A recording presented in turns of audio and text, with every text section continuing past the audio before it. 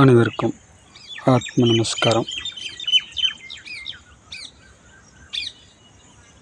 இந்த வீடியோ ஒரு பெரிய தொடர் வீடியோவாக அமைய இருக்குது. அதுக்கு நம்மளுடைய ஆத்ம பிதாவினுடைய அருளாசி மற்றும் நம்மளுடைய ஆத்ம சகோதரர்களுடைய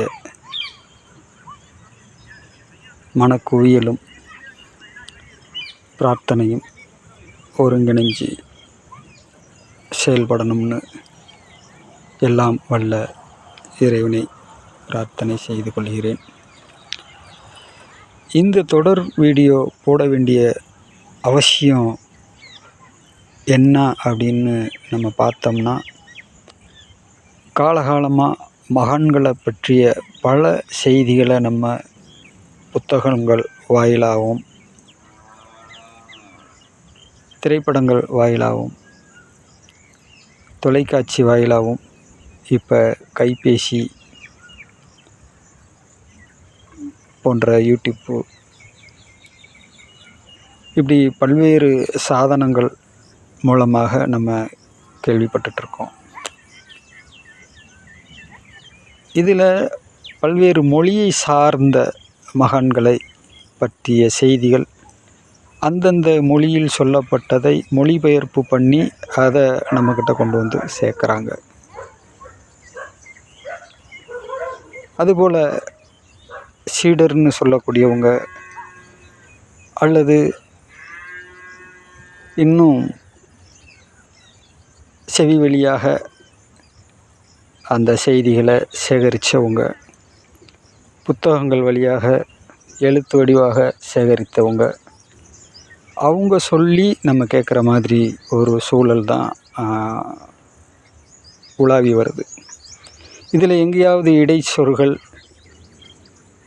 வியாபார ரீதியாக தன்னுடைய யுத்திகளை உள்ள திணிக்கக்கூடிய கலப்படங்கள் அங்கே நிகழ்ந்திருக்கா, இது ஒரிஜினல் தானா, சொல்லக்கூடிய விஷயத்தில் சத்தியம் இருக்கா, உண்மை இருக்கா அப்படின்னெல்லாம் கூட கொஞ்சம் ஒரு சில நபர்களுக்கு அந்த நெருடல்கள் உண்டாவதற்கான வாய்ப்புகள் இருக்குது.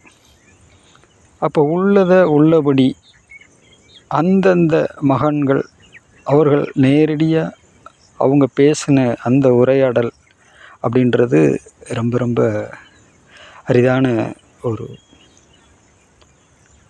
விஷயமாக இருக்குது. அப்போ இந்த போதனைகள் எல்லாம் பொய்யா, இந்த போதனைகள் எல்லாம் உண்மையா, இதை நம்ம எந்த மாதிரியான ஆய்வுக்கு உட்படுத்தி அதை நம்ம பொருள் எடுக்கணும் அப்படின்றது தான் இந்த வீடியோ மூலமாக தெளிவுபடுத்துகிறோம். ஏன்னா நீங்கள் கேள்விப்பட்டிருப்பீங்க, குருவி உட்கார பனம்பழம் விழுந்த கதை அப்படின்னு சொல்லி கேள்விப்பட்டிருப்பீங்க. குருவி உட்காந்ததுனால தான் அந்த பனம்பழம் விழுந்துச்சா அப்படின்னா, அது விழுகிற தருவாயில் தான் இருக்கும். குருவி உட்காரலினாலும் அந்த பனம்பழம் விழுகும். ஆனால் குருவி உட்காந்துச்சு, பனம்பழம் விழுந்துச்சு அப்படின்னு வெளியில் பிதற்றல்வாதிகள் பிதற்றி கொண்டு தெரியக்கூடிய ஒரு சூழலில் தான் பெரும்பாலான செய்திகள் நமக்கு வந்து சேருது. அப்போ நேச்சர் அப்படின்னு சொல்லக்கூடியது அந்த இயற்கை நிகழ்த்திய நிகழ்வை உள்ளதை உள்ளபடி, நடந்ததை நடந்தபடி அப்படியே நம்ம கண் முன்னே கொண்டு வந்து நிறுத்துவதற்கு சம்பந்தப்பட்ட நபரால் மட்டுமே முடியும் அப்படின்றது என்னுடைய திண்ணமான நம்பிக்கை. உதாரணத்துக்கு ஒரு செய்தி நான் உங்களுக்கு சொல்கிறேன். நம்ம முதல்ல சித்தவித்தை பெற்று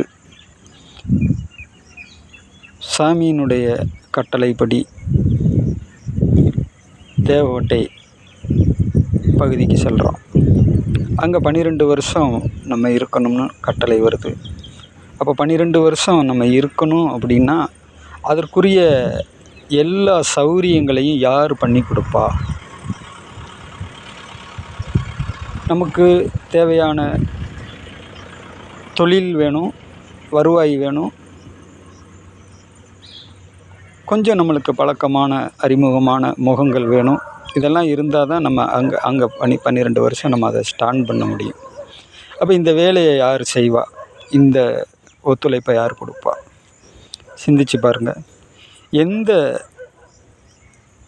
கட்டளை, யார் கொடுத்த கட்டளை?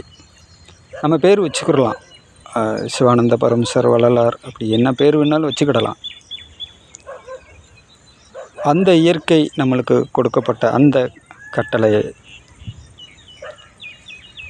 நிறைவேற்றுவது யார் அப்படின்றது ஒரு கேள்வி. அப்போ முதல் ஒரு நபர், அவர் பேர் ஜெகநாதன். அவர் விறகு உடைக்கிறவர். கல்யாண வீட்டிலலாம் விறகு உடைக்கிறது, ஹோட்டலில் விறகு உடைக்கிறது, அதுதான் அவருடைய தொழில். அவர் நம்மளுக்கு அறிமுகம் ஆகிறாரு. அந்த அறிமுகத்தில் என்ன நிகழுது அப்படின்னா, அவர் என்னையை பிடிச்சி உட்கார வைக்கணும், எனக்கு அவர் ஒரு ரூம் கொடுக்கணும், அவர் எனக்கு தேவையான சௌகரியங்களை செஞ்சு கொடுக்கணும். அதுக்காக இந்த இயற்கை நிகழ்த்தக்கூடிய ஒரு நிகழ்வை நீங்கள் கவனிக்கணும். நானும் அவரும் ஒரு நாள் உட்காந்துருக்கும்போது எனக்கு பக்கத்தில் உட்காந்துருக்க ஒரு நபர்கிட்ட அவர் என்னை பற்றி சொல்கிறாரு. ஐயா வந்தாங்க, நான் சாப்பாடு ஆக்கணுன்னே ஒரு துணியை போட்டு வண்டு கட்டி வச்சிருவேன். அப்போ ஐயா வந்தோடனே கேட்டாங்க, என்ன இது இப்படி கட்டி வச்சுருக்கீங்க, என்ன ஐயா அப்படின்னு கேட்டார். இல்லையா, எறும்பு உழுகுது அப்படின்னு சொன்னேன். எறும்பெல்லாம் உழுகாது, அவுத்து விடுங்கன்னு சொன்னார். நான் காலகாலமாக அந்த இடத்துல வசிச்சுக்கிட்டு வர்றேன். ஒரு செகண்டில் எறும்பு விழுந்துடும், அதனால் தான் நான் அதை கட்டிக்கிட்டு வர்றேன். ஆனால் இவர் சொன்னாருன்றதுக்காக நான் அந்த வண்டு கட்டுறதை நிறுத்திட்டேன். அந்த நிமிஷத்துலேருந்து எறும்பு அந்த கஞ்சி பானைக்குள்ளே எந்த பாத்திரத்தில் நான் வச்சுருந்தாலும் எறும்பு உழுகாமல் இருக்குது. இது எனக்கு ஒரு பெரிய ஆச்சரியத்தை கொடுத்துச்சு.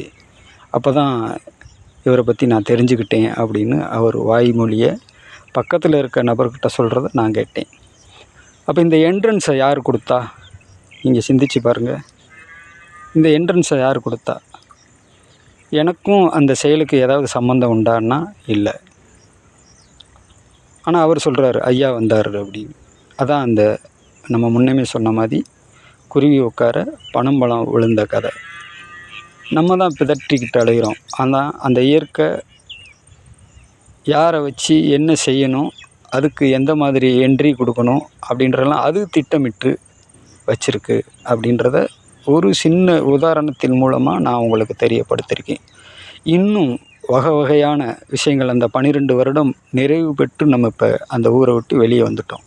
இனி நெக்ஸ்ட்டு 12 வருடம் என்னைய வேறு ஒரு ஊருக்கு ஷிஃப்ட் பண்ணுவாங்க. அதுக்கான ஆயத்தங்கள் நடந்துக்கிட்டு இருக்குது. அப்போ நீங்கள் இதில் புரிஞ்சுக்கிற வேண்டியது என்னன்னு கேட்டிங்கன்னா, நெக்ஸ்ட்டு இன்னும் இந்த 12 வருஷத்துக்குள்ளே என்னென்ன அங்கே நிகழ்ந்தது, அந்த நிகழ்வுக்கும் நம்மளுக்கும் ஏதாவது சம்மந்தம் இருக்கா? அப்போ இதுவரையும் சொல்லி வந்த மகான்கள், அவர் அதை செஞ்சார், இவர் இதை செஞ்சார் அப்படின்னு சொல்லி வந்த அந்த விஷயங்களெல்லாம் நீங்கள் கொஞ்சம் உற்று நோக்கணும். அப்போ பொருத்தமற்ற, பொருளற்ற ஒரு சொற்பொழிவை போல இவர்கள் சொன்ன விஷயத்துக்கும் மகனுக்கும் எந்த சம்மந்தமும் இல்லை அப்படின்றத நம்ம வீடியோ தெளிவாக பார்த்துருக்குறோம் இல்லையா? இது மாதிரி இந்த 12 வருஷத்தில் என்னென்ன அதிசயங்கள், அற்புதங்கள் இந்த இயற்கை நிகழ்த்தியது என்பதை நீங்கள் தெளிவாக தெரிஞ்சுக்கிட்டால் இந்த மகான்களுக்கும் நடக்கக்கூடிய அற்புதங்களுக்கும் எந்த தொடர்பும் இல்லை அப்படின்றத நீங்கள் புரிஞ்சுக்கிடுவீங்க. இன்னும் தெளிவான விளக்கங்களை அடுத்தடுத்த வீடியோவில் நம்ம கொடுக்க போகிறோம். காத்திருங்கள். ஆத்ம நமஸ்காரம்.